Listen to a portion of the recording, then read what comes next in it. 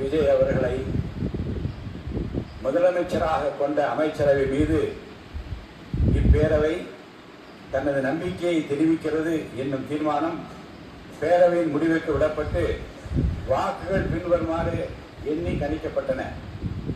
தீர்மானத்தை ஆதரித்தோர் 144,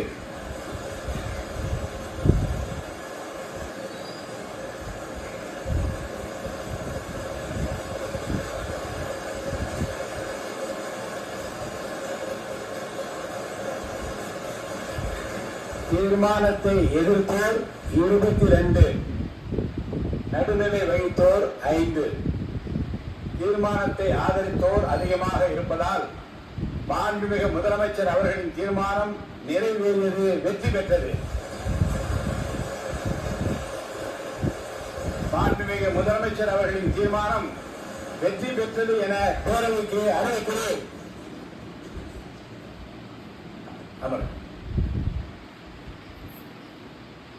இந்த மகிழ்ச்சியான தருணத்தில் பேரவை தலைவர் என்கின்ற முறையில் என்னுடைய நல்வாழ்த்துக்களை மாண்புமிகு முதலமைச்சரின் அமைச்சரவைக்கும் அமைச்சருக்கு நான் தெரிவிக்க கடமைப்பட்டிருக்கிறேன்.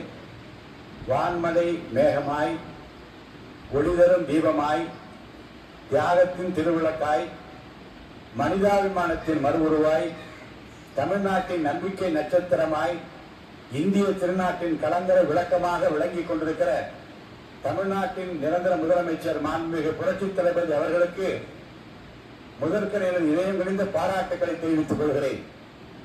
அன்று மக்கள் மன்றத்திலே வென்றார், இன்று இந்த மாமன்றத்திலேயும் வெற்றி பெற்றிருக்கிறார்.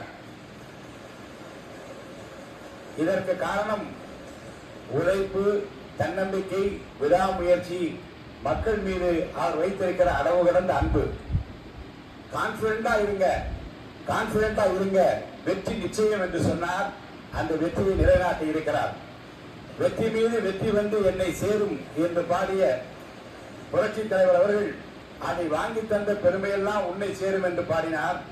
இன்று முதல்வர் சொல்வார், வெற்றி மீது வெற்றி வந்து என்னை சேரும், அதை வாங்கி தந்த பெருமையெல்லாம் மாமன்ற உறுப்பினர்களே உங்களை சேரும், அதை வாங்கி தந்த பெருமையெல்லாம் தமிழ்நாட்டு மக்களே உங்களை சேரும் என்பார். அமைதியாக ஒரு புரட்சியை, ஒரு வெற்றியை நிலைநாட்டி இருக்கிறார். விஜய் என்றாலே விக்டரி, வெற்றியை தவிர ஏதுமில்லை. அந்த வகையில் மாண்புமிகு தமிழ்நாடு முதலமைச்சர் புரட்சி தளபதி அவர்களால் இன்று இந்த மாமன்றத்தில் முன்மொழியப்பட்ட நம்பிக்கை கோரும் தீர்மானம் மாபெரும் வெற்றி அடைந்திருக்கிறது. இதற்கு காரணம் சட்டமன்ற உறுப்பினர்களுக்கு மாண்புமிகு முதலமைச்சர் அவர்கள் மீது வைத்துள்ள அசைக்க முடியாத நம்பிக்கை. பலவான்களை ஆசனங்களிலிருந்து தள்ளிவிட்டு தாழ்மையானவர்களை உயர்த்துகிறார் இறைவன்.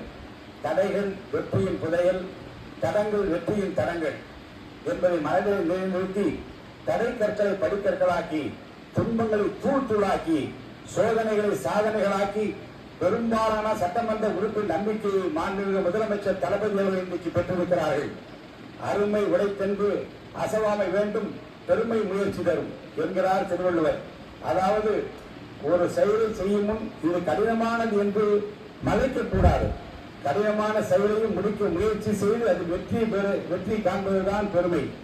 திருவள்ளுவரின் வாய்மொழிக்கேற்ப எதை கண்டு மலைக்காமல் பிறரை மலைக்க வைத்திருக்கிறார் மாண்புமிகு முதலமைச்சர் தளபதி அவர்கள். இந்த மாமன்றத்தில் முன்மொழியப்பட்ட நம்பிக்கை கோரும் தீர்மானம் அதை நினைக்கும் போது மழை போலே வரும் சோதனையாலும் தனி போல் நீங்கிவிடும், நம்மை வாழ விடாதர் வந்து நம் வாசலில் வணங்குத வைத்துவிடும் என்கின்ற அந்த வரிகள் தான் எனக்கு நினைவுக்கு வருகிறது. ஒன்றை நான் நினைத்து பார்க்கிறேன். ஆட்சி அதிகாரம் வருவதற்கு முன்னாலே தளபதி அவர்கள் ரசிகர் மன்றங்களை நடத்தினார், நற்பணிகள் பல செய்தார். பின்பு மக்கள் இயக்கம் கண்டார். தனது ரசிகர் மன்றம் மூலமாக காலை உணவளித்தார், ரொட்டியும் தாளம் கொடுத்தார், ஏழைகளுக்கு உதவினார், ஏழைகளின் கண்ணீரை பிடித்தார், படிப்பதற்கு உதவினார். படித்தோர், ஏழைகள், இல்லாதார், இருப்போர் எல்லோரையும் அரவணைத்தார் தன் ரசிகர் மன்றங்களின் மூலமாக, மக்கள் இயக்கத்தின் மூலமாக. அன்று அவர் செய்த தான தர்மங்கள் தான், அன்று அவர் செய்த தர்மம் தான் இன்றைக்கு அவரை வெற்றி பெற வைத்திருக்கிறது. தர்மம் தலை காக்கும் என்பதை இந்த நாட்டுக்கு உணர்த்தி இருக்கிறது. மாண்புமிகு முதலமைச்சர் அவர்கள் பெற்றிருக்கிற இந்த வரலாற்று சிறப்புமிக்க இந்த வெற்றி கழிப்பில் நான் என்னையும் பங்குபடுத்திக் கொள்கிறேன். வரலாற்று படைப்பது முக்கியமல்ல, வரலாறு படைக்க வேண்டும். பிறர் தடம் பார்த்து நடப்பது முக்கியமல்ல, நாமும் தடம் பதிக்க வேண்டும்.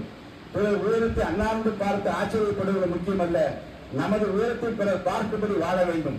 உயிரோடு வாழ்வது மட்டும் முக்கியமல்ல, உயர்வோடு வாழ வேண்டும் என்பதற்கு இலக்கணமாக மாண்புமிகு முதலமைச்சர் புரட்சித் தளபதி அவர்கள் விளங்கிக் கொண்டிருக்கிறார்கள்.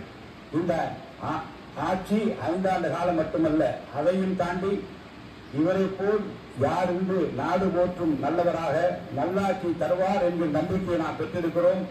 தொடர்ந்து அவருடைய ஆளுமை, அவருடைய திறமை இந்த தமிழ்நாட்டு மக்களுக்கு பயன்பட வேண்டும். இந்த நல்ல தருணத்தில் அவருக்கு என்னுடைய வாழ்த்துக்களை தெரிவித்து அனைவருக்கும் நன்றியை தெரிவித்து முடித்துக் கொள்கிறேன். மாண்புமிகு முதலமைச்சர் அவர்கள் இப்போது உரையாற்றுவார்கள்.